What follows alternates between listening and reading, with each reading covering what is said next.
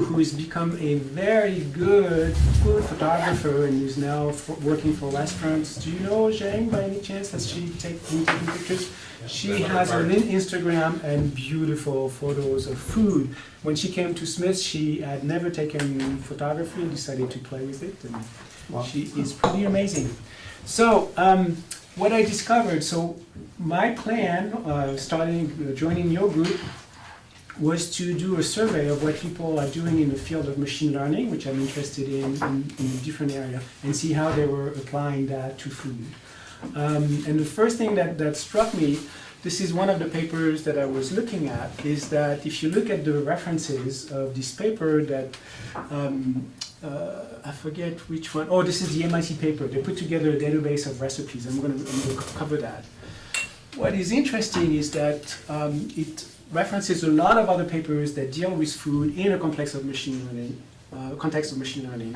and they are published in highly respected conferences and in IEEE and ACM, which are the two top professional societies for computer science. IEEE is Institute of Electrical and Electronics Engineers, ACM, Association for Computing Machinery. If you have a paper published in under one of these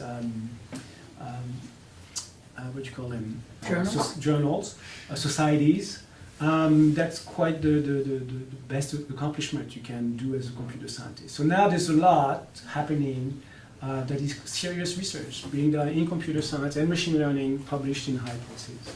So computer vision, conference on computer vision. So that's the other thing that is interesting, is a lot is happening in the field of images of food, and IEEE and ACM. So the first dessert for us is Watson. So you may remember it. Watson was a computer that was built by IBM, and they decided to have Watson play against human being at the game of Jeopardy. Oops, that should have started. This is a movie. Okay, that's all right. You won't see it. Watson won. This was Ken Jennings. I think he had won 70 times at Jeopardy, 70 in the line. And Watson, with machine learning, using machine learning, but also a lot of other algorithms. It was interesting. Won the game and over this other person whose name I forget. So it was in 2011, playing Jeopardy. Ken Jennings and Brad Broder. And one of the architects of Watson at that point said, it is no longer purely a question, talking about Watson itself, it is no longer purely a question-answering computing system designed from question and answers pairs, but one that can now see, hear, read, talk, taste, interpret, learn, and recommend. And that's what neural networks really are. They're really general purpose machines that once you figure out the right architecture for solving a particular problem, then you can give it a different set of patterns and it will learn how to recognize them. So Watson has been used in many different areas. You would have to pay $1 million for hardware, $1 million for the algorithms, probably several $1 million in consulting fees for IBM as well. But it's been applied to healthcare, investment management, insurance, diamond purchasing, oncology, and food. So they've applied it to food, and they called it Chef Watson. So, this I think will work.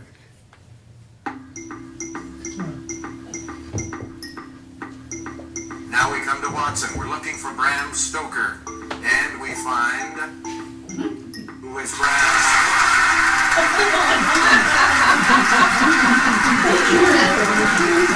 These are computer scientists in the audience. Okay. So this is a video made by IBM Canada.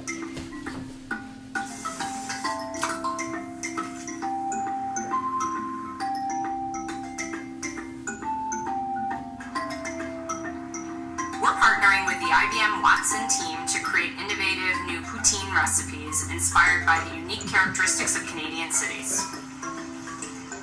To generate our recipes, we gave Watson information about the favorite cuisine Canadians, and also the largest ethnic groups of cities like Toronto or Montreal. Next, I suggested one or two other key ingredients.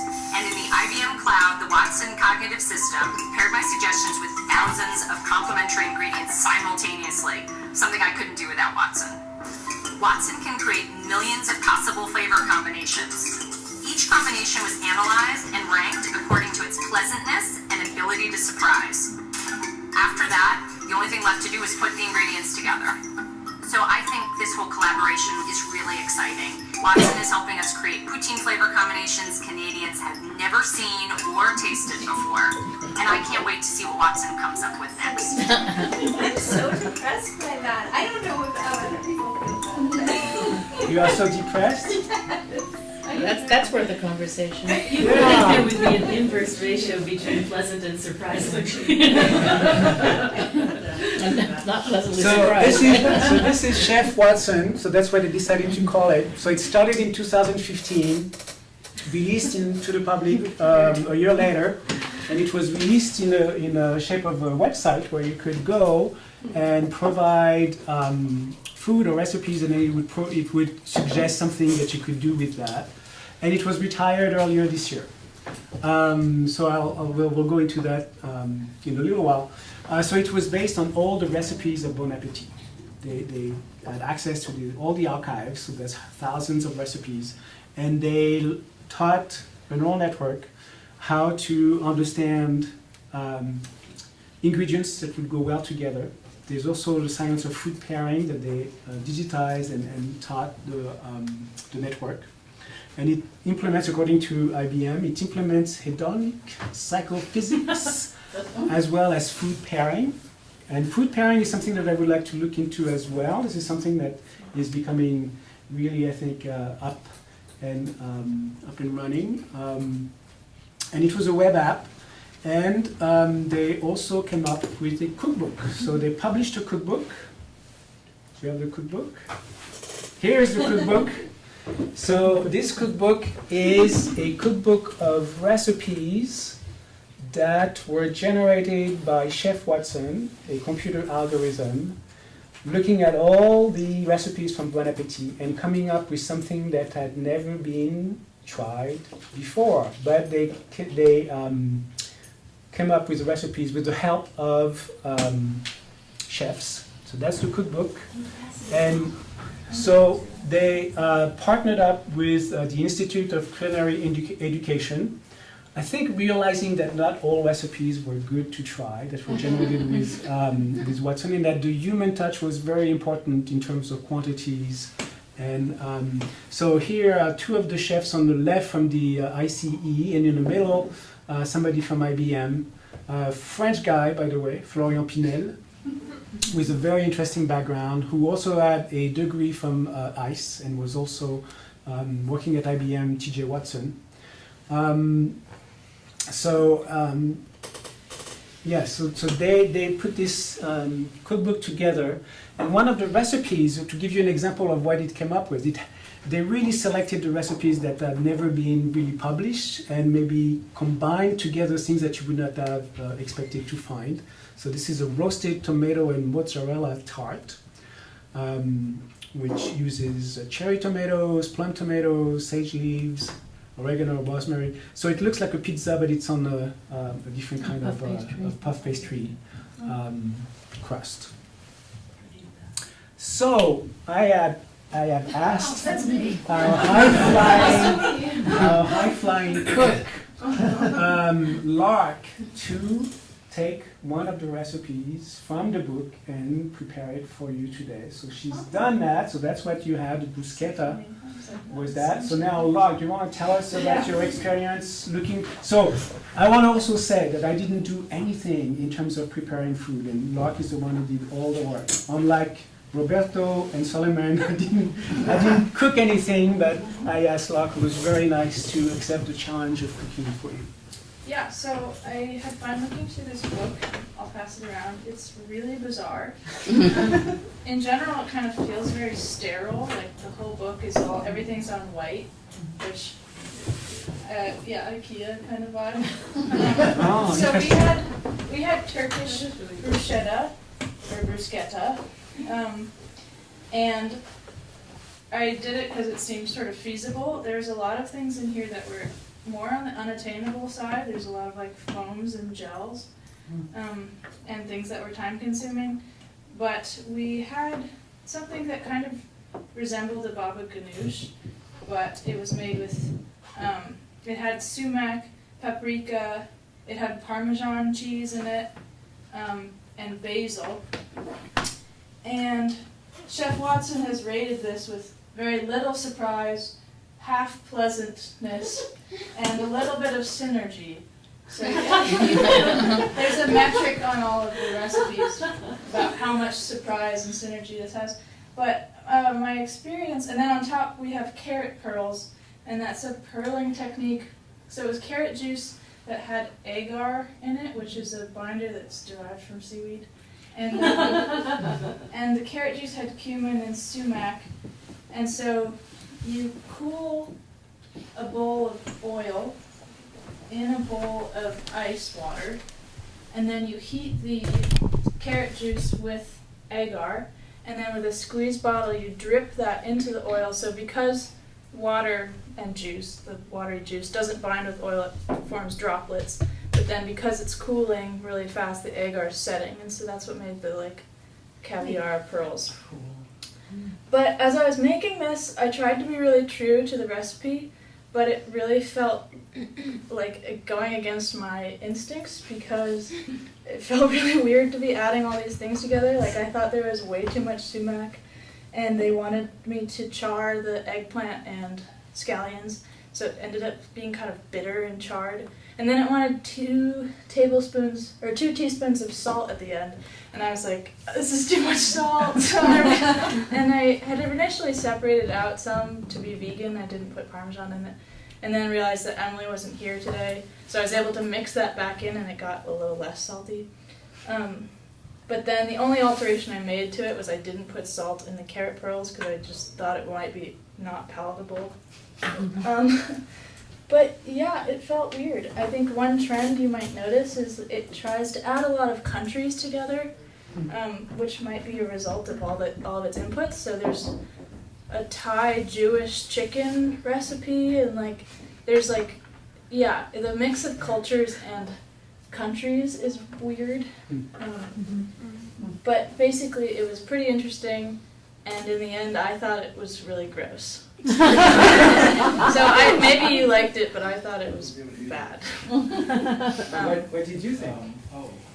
Of the bruschetta. I liked it. That's very I think good. without the carrot, it would be good. I would like move the without the carrot. I like the I carrot. could, yeah. I think if it's the funny carrots that had been saltier, they might have had more of the caviar taste. Yeah, maybe. Yeah. I thought it was interesting that it was rated with no % surprise when weird carrot pearls felt very surprising. Yeah, I have to say, I didn't even take it in the beginning because it looked a little odd. Yeah. And then I was told that I Yeah. had to try it. Yeah. So I don't know. It's good. I don't know what that means. I thought it was weird. Yeah, it was Very pretty. colorful. Yeah, it was cool looking. Yeah, it's very attractive, that's true. It was very Um, attractive. yeah. One thing I've done those pearls, not with carrots, but with other juices, and the constant thing is they feel not as potent a flavor as they could otherwise be. So I've gone to using concentrates Yeah. of the fruit, so a carrot concentrate might have given it a little more pow. Yeah. Yeah, because also I just heated carrot juice with sumac, cumin. I should have had salt and agar, but then all of this cumin and sumac is kind of big particles, so they just filtered out. So I tried to keep stirring it, but I don't think it really did much. So How long did it take you to do, if I may ask? I did it in several stages. I roasted the eggplant yesterday, and the pearlings took longer than I thought. There was kind of a learning curve because I thought you was dripping it with the squeeze bottle, and I thought that I would have to drip it so much that it got heavy enough on the surface tension to then fall to the bottom. But then it takes a second to chill and then set, so another droplet would fall and then they would bind, and then it became a blob. But then I realized if you kind of just scatter the droplets on the top and leave it for a second, they form on the top, and then you can fold them in, and then they pool at the bottom. So that took longer than I thought. But this recipe was not too time consuming. I didn't love it, so I didn't think it was worth. Like I wouldn't make this again, but I would be interested to try other things in it. So we should pass that. Yeah, that's what I have to say about it. Okay, thank you. I mean, it's kind of like the poutine recipes. It might be combinations of things that you normally wouldn't do. So even if you didn't make this recipe, maybe you would, maybe you, like having made these pearl drops, you'll try something else like that, or. Yeah, I mean, I think the cumin with carrot was interesting, with the eggplant and sumac. I think those four things are cool to think about. So I think like taking this as a launching point, there's a lot of really cool ingredient pairings. I just thought that in this recipe the quantities were off. Like I thought there's too much salt. And you said that when they code, it's coded for like, yes, this has carrot, but then the. But no, they do quantities are code, different. I think, as well the quantities. So Right, they're but I think special. they're Yeah, separate. And They're then separate. So, and I think people at ICE did test run Mhm, these. yeah. But Well, I think your description supports the fact that they felt that you need real cooks yeah. to go over the recipes and adjust them. So I get your sentiment, Amy. Like, I don't like this, but I think it's interesting, like, to have a computer put ideas together that maybe you never even got to yourself, and then you refine it and put, like, if they say chocolate and lobster, and you're like, what? No, and then you're like, oh, well, actually, maybe if we do it this way. Did you feel like some of the surprise element throughout the book had to do with, textural qualities, like, pearling and foam and gels, rather than qualities of taste? Yeah, I think so. I think I didn't know it was just Bon Appetit recipes. From just reading it, it feels like there was a heavier influence on like haute cuisine. Molecular gastronomy. Yeah, there's a lot of molecular techniques in there and less kind of like hearty home cooking vibes. But maybe, I don't know how that would have happened. So yeah, there's a lot of interesting textural stuff. I had wanted to make, there's a pumpkin cheesecake with cumin that also had a ginger foam with mushroom.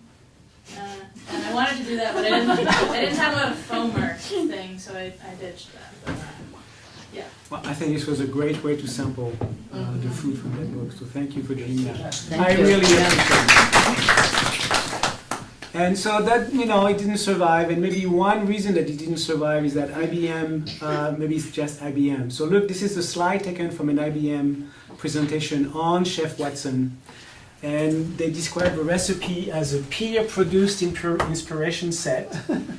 And then the system that is being used is a cognitive cooking system that contains a dish learner, a combinatorial designer, cognitive assessor, dynamic planner, and then what you get is a novel, customized recipe.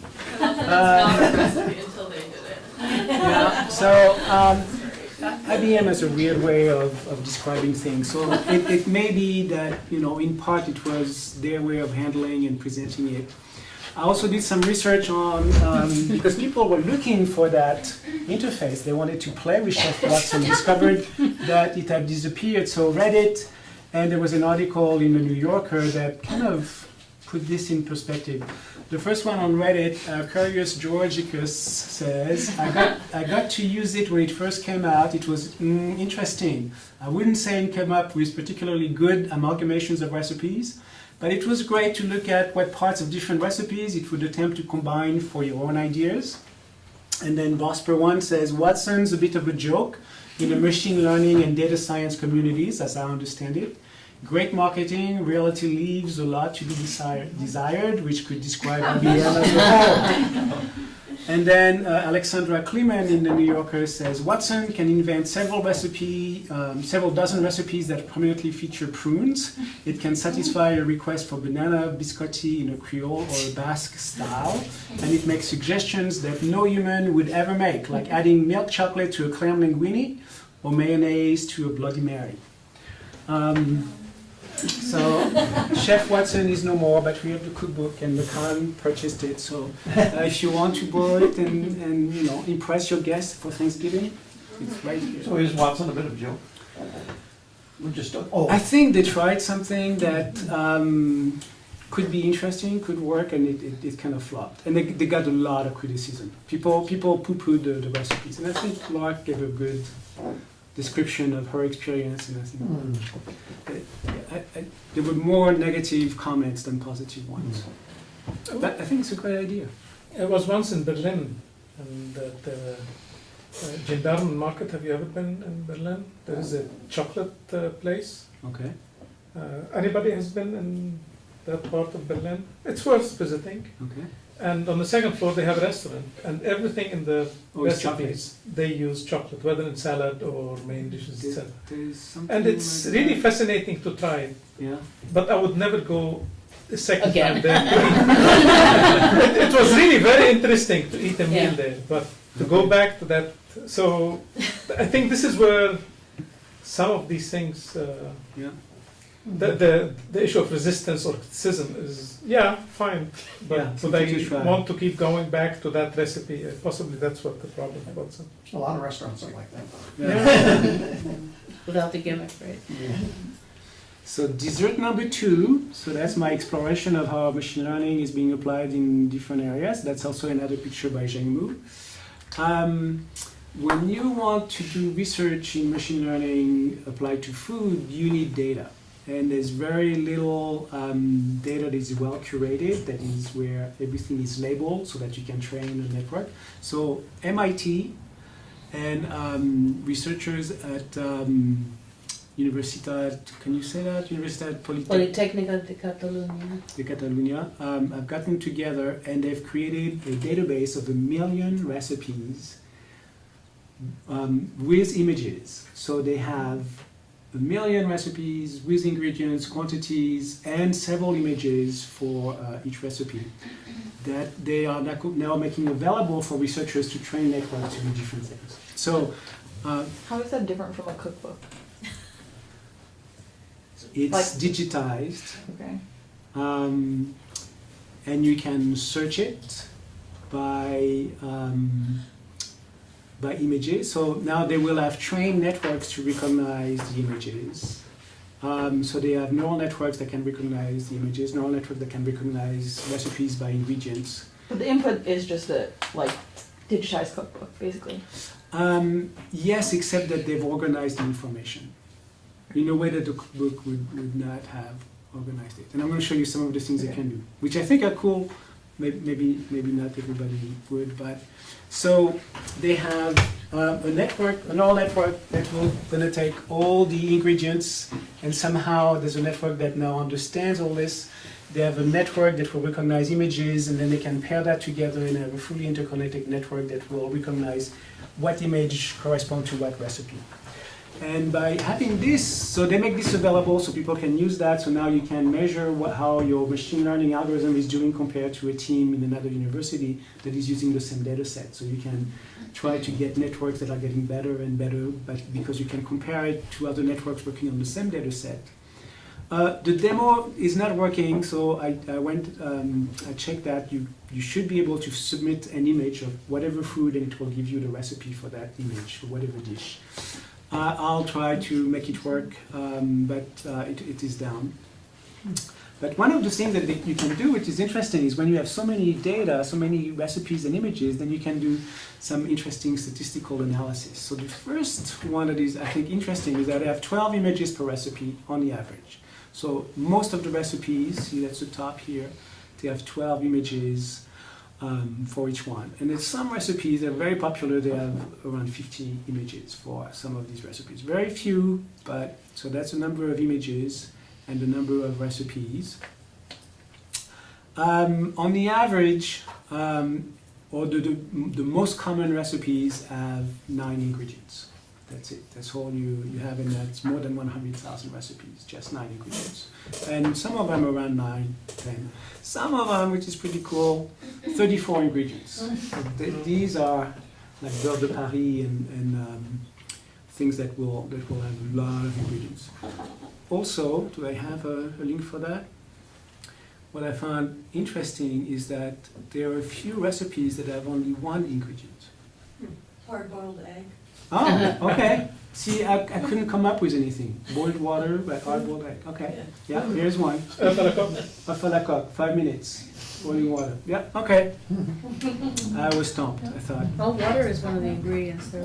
Well, That's that's a question, that's a question. Yeah, well, it's like fire, you know, it's not really an ingredient, but you need it, so. Yeah. Yeah. Number of instructions per recipe. Most of the recipe is just 9 instructions. Some recipes with only 1 instruction. Boil the water. And then what they're doing, this I find really fun, is that once you have taught networks to recognize images and figure out what recipe corresponds to that, then you can do arithmetic with images.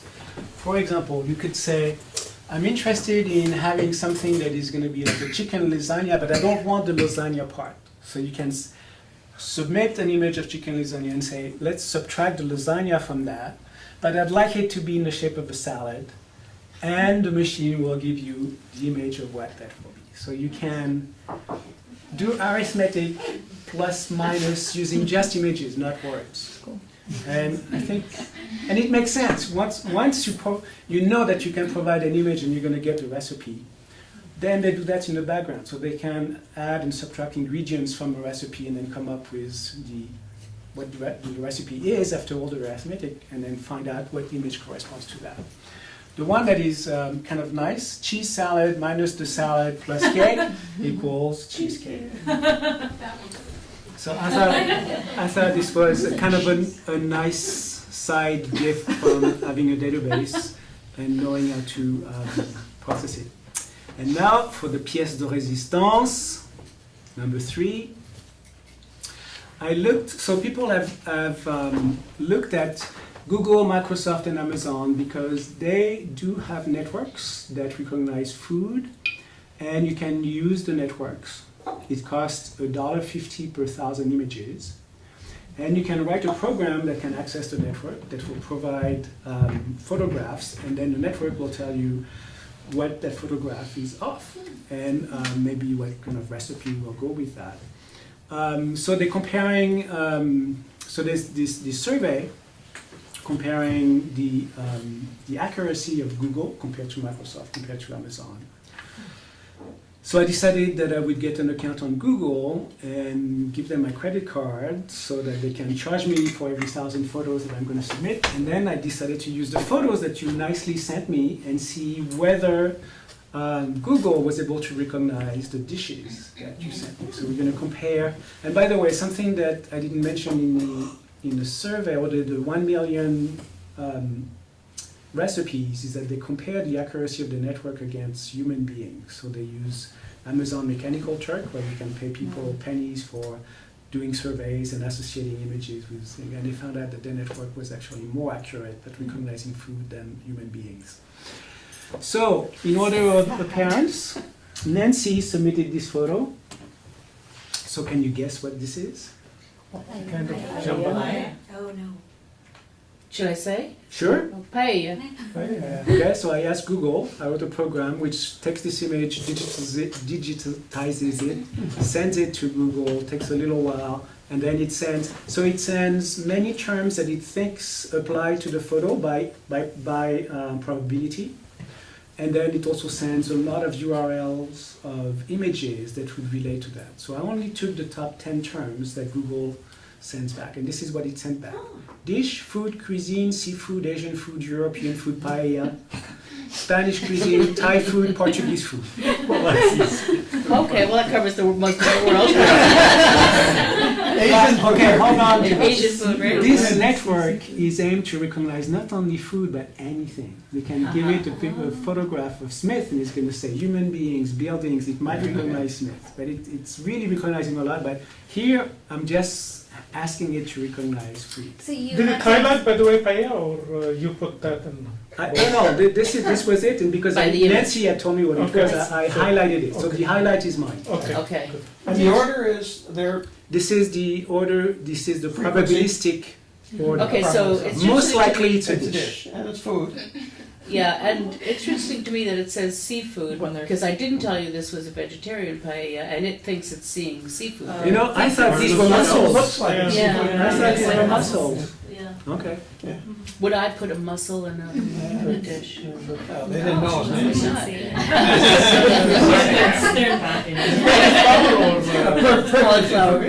All right, so this is what Noah sent me, which is, Should we see what it says, or should we? no, I want to, It's a frittata. okay, It's a crustless quiche. okay. If you are unfamiliar.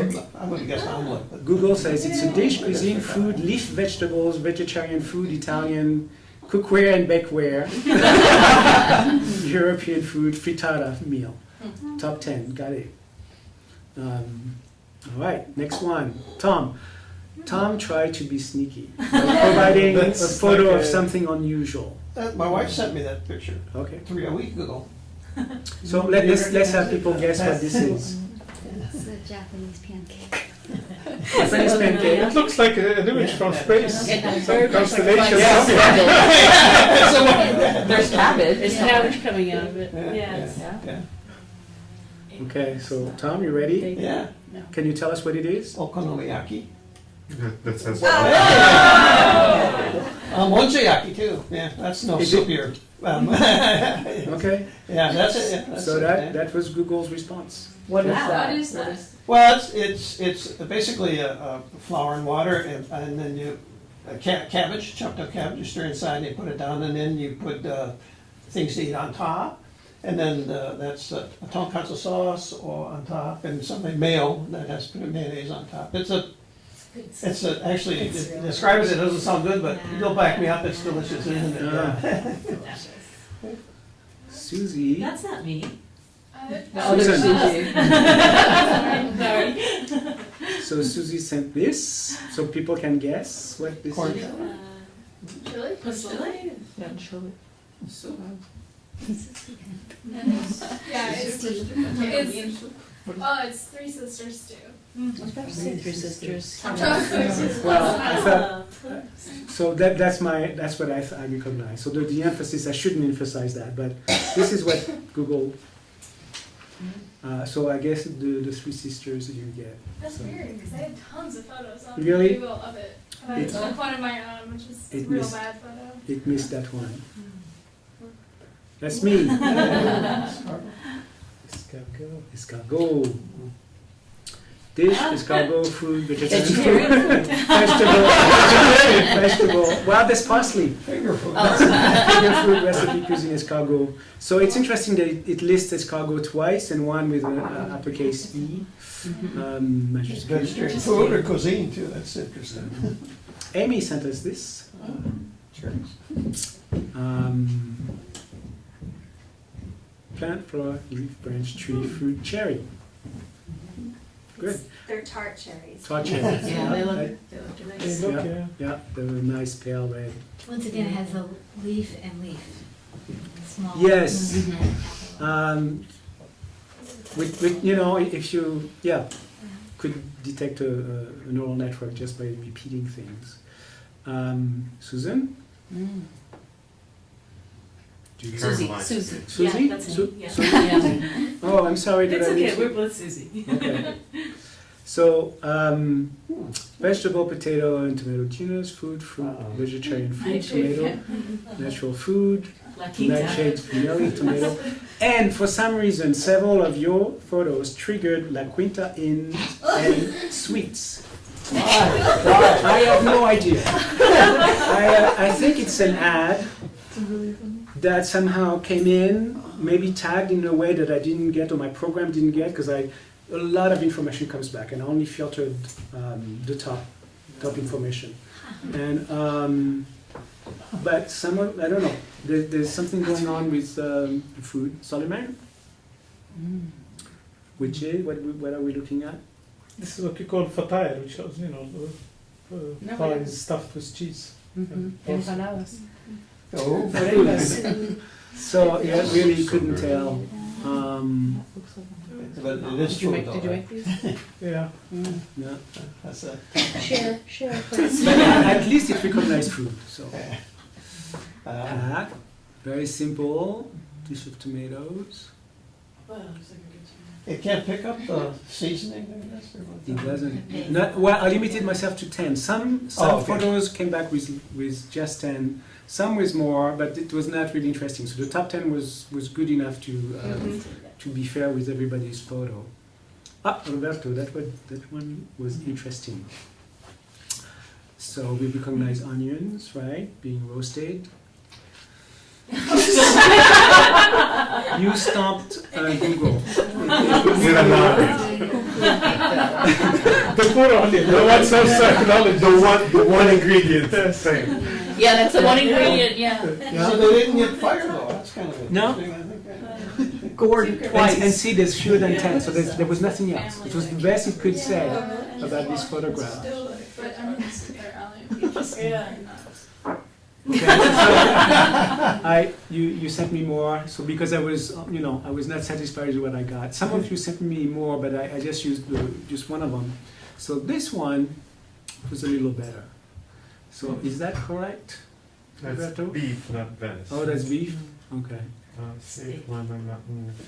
hit all of Didn't like the broth. No? I didn't do the vegetables either. No? No, ignored the Those vegetables. look good though. But it didn't say vegetarian cuisine, that's right. That's true. Okay, so Lois sent me this, and she said this was a baked goodie, a fruit crisp I made in the summer, I think blueberry and peach.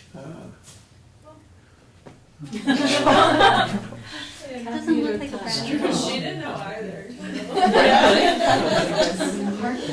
So, Stuff. What's cargan? Yeah. Mona. So here's the dish.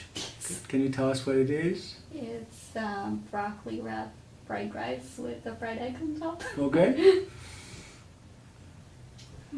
Pretty generic Recognize answer. the salad. Yeah. Yeah. So I didn't really get anything. Is there It too was much salad. stuff? There's salad in the front. Yeah. I think Google is using all the images that we put on the web ourselves that are tagged somehow with information. So not just recipes, but everything that we put on Well, a lot of Korean Google or food Gmail. puts put fried eggs It on looks top. Korean, yeah. So, definitely. Asian food's kind of a Yeah. generic answer for most Yeah. things. So Asian food could Sarah look like anything. looks like a soup. Is this fried sage? Yeah, fried sage, and it's a butternut squash soup with pepitas and, Oh, there's something, like the whipped cream had something in it and fried sage. Vegetarian. It didn't get the soup. Nope. No. looks good though. Still knows it's a dish, it's food, cuisine, so it gets that. We got breakfast twice. Yeah. Yeah. Why is that breakfast? Maybe the size of the plate and I the think it fact looks that. like oatmeal, Yeah. because it's in a bowl. And Chris? This, And good. oh, am I supposed to say? No, go ahead. Okay, it's ackee and starfish and fried dumpling. Ready for this? Ah! Wow. Oh. Amazing. Amazing. Wow. So it got it. Where do you get ackee? Here. Here, they only have the can here. I always go and get it from the island and bring it back. And I think that's it, to be continued. So, I couldn't do anything with the Discover Your Experience, your one experience. I need more time, so I think this has to be revisited. But thank you for taking the survey. There are 83,000 different wines that survey can discriminate. And so I'll keep on working on that, and I think I can do something fun for maybe a future meeting. But You belong to it, by the way, or? no, No. this was another example of A database. of database and machine learning, learning from the questions. Yeah. And so the question, I thought I could replicate the neural network that they have, Mm. and then, but there's too few data Yeah. samples, Okay. and 15 it's not enough. But I can do something else. I thought it was helpful. I'm gonna buy one of the wines. Yeah? Wait, they just sent me a coupon for. Oh, yeah. I know, exactly. All right. There was something on the site that said if you refer a friend that you get money off, so I totally thought that you were using it. That's why I didn't have time to do it. Busy sampling. Unpacking the boxes. But you have 15 friends, right? bring you. That's it. Thank you, guys.